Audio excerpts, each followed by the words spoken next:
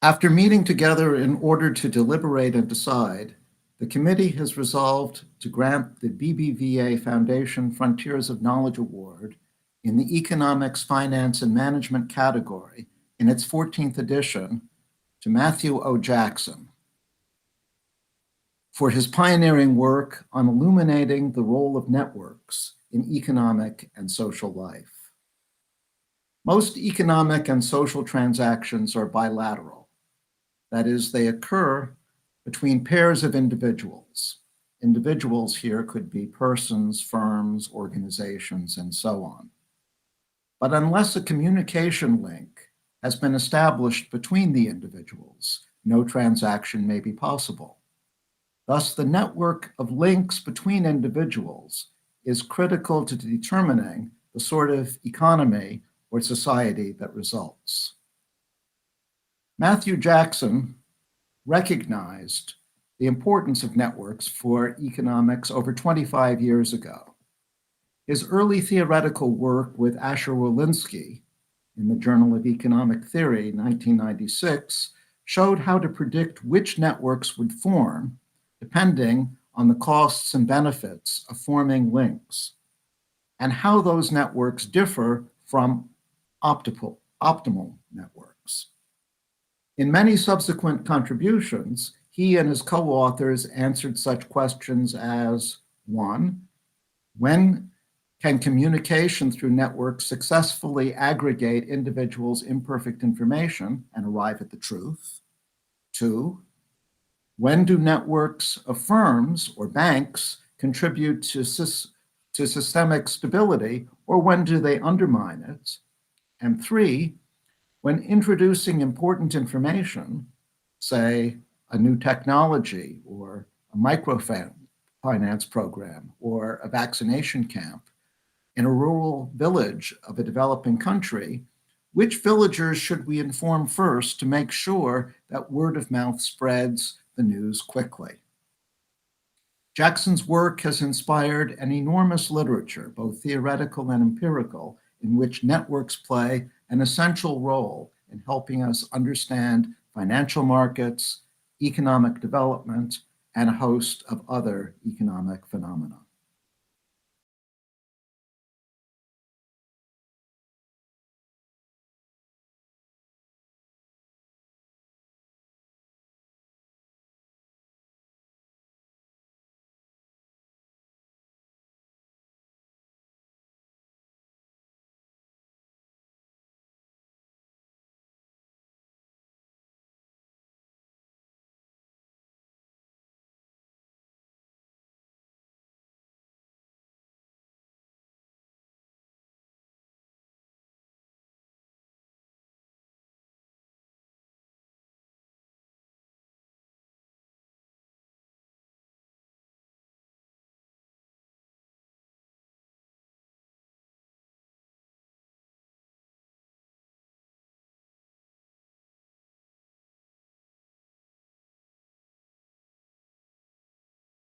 In 1996, you co-wrote the seminal paper that introduced the social network approach to economics.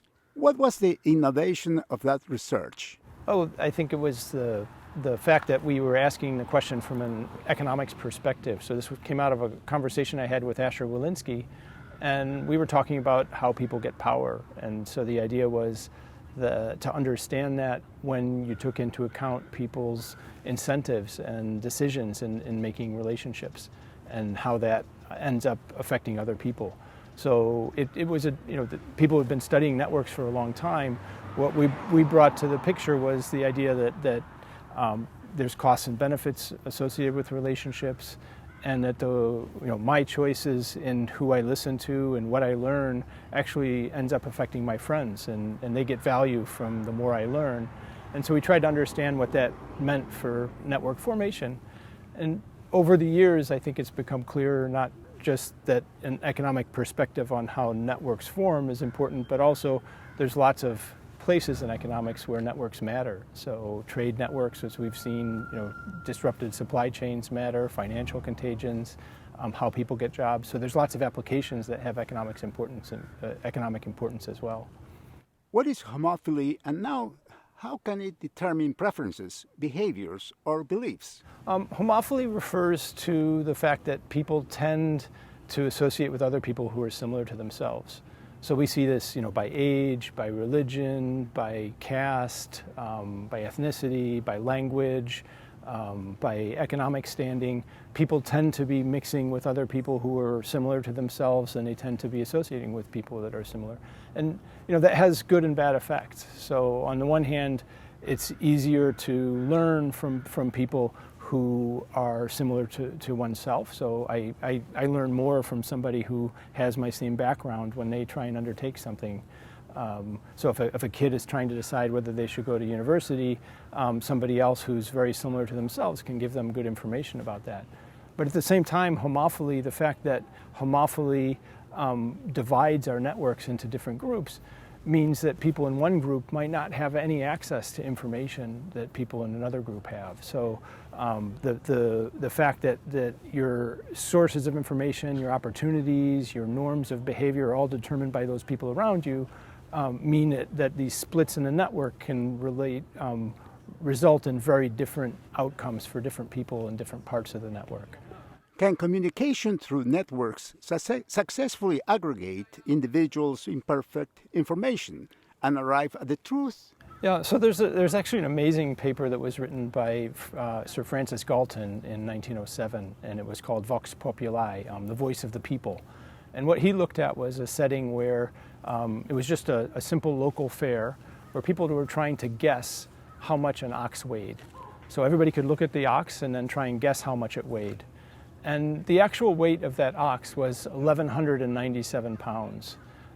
The average guess in the population was actually 1,198 pounds. So the population, there were about 780 some guesses. If you aggregated all those people, even though each one might be wrong, on average they were right. And so the question is, in a society, how do we get that information aggregated? So maybe I have my opinion about something. I can talk to my friends. I can get their opinions and update. And if you keep doing that, so I did some studies with Ben Golub where we looked at in the network, if I kept asking my friends what their guesses were and kept averaging those and so forth, you could eventually get a very good guess. So the network can aggregate things really well, but it takes a few things to be true. One is I can't be too overconfident in my own opinion. I have to listen to other people. I have to listen to a broad set of people, and the network has to be evenly balanced that way. And it also has to be that we don't intend to deceive other people. So we have to be truthful. And all of those are problems, especially in modern social media, where things can go wrong. Your research began as a theoretical model, but soon you began to work in a wide number of applied fields.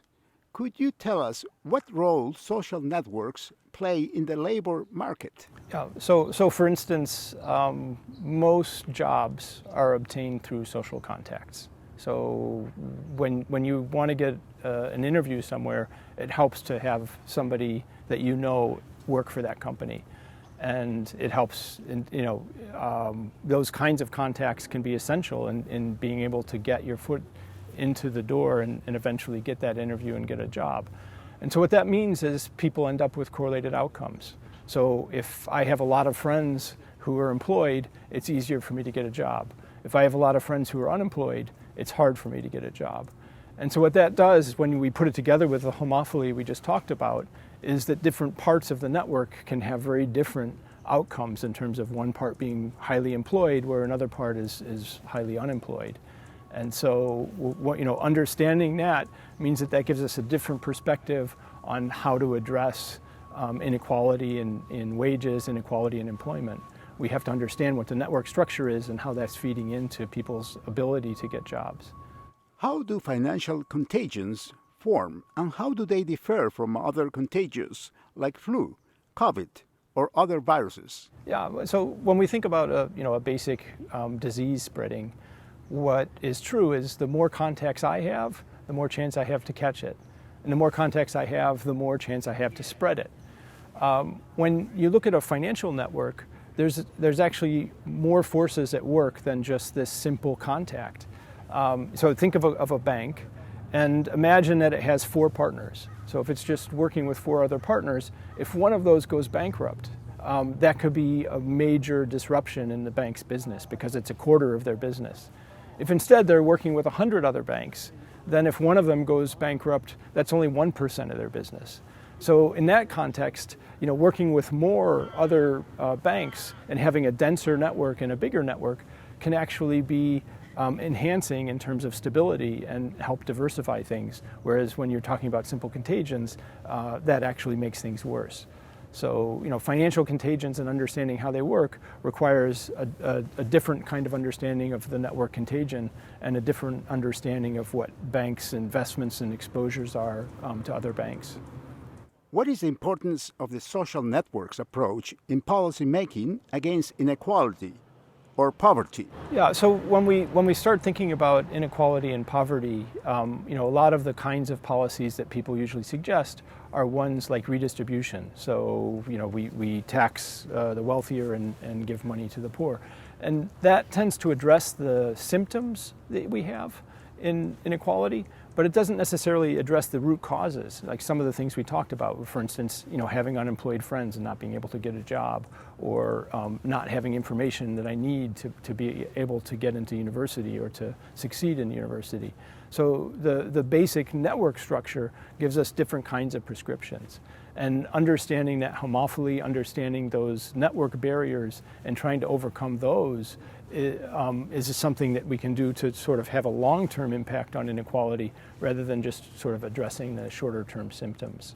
What light can your research on the relation between social networks and the reduction of international conflict shed on the current situation in Eastern Europe? Yeah, I mean, one thing that's true is as we've looked throughout history and economies have become more intertwined, that means that countries have less and less incentives to go to war with each other. At present, the kinds of sanctions that are being put in on Russia and Belarus to cut off some of the banking opportunities that they have, to cut off the financial ties that they have, to cut off social ties where their population can be moving in and out of the country, those things can have an impact and cause great harm to them. And that kind of understanding is one that can change their incentives to undertake a long, prolonged war.